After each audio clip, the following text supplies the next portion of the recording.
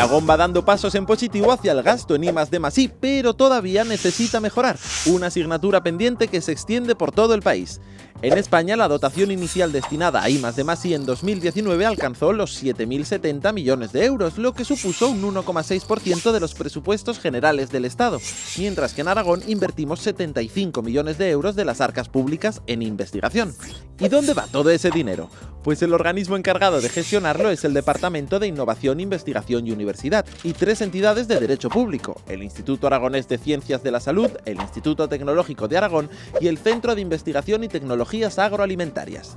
Pero no solo de investigación pública se alimenta el I+D aragonés, la inversión privada está suponiendo un empujón para el desarrollo y consolidación de proyectos.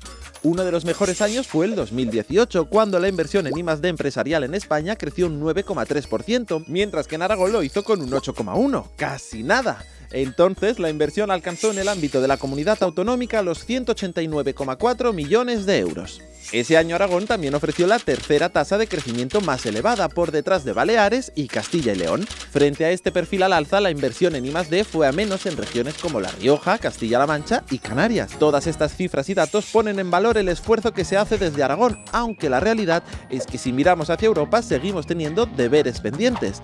En España el gasto por habitante en I+D supera por poco los 300 euros, mientras que la media del viejo continente es de unos 700 euros.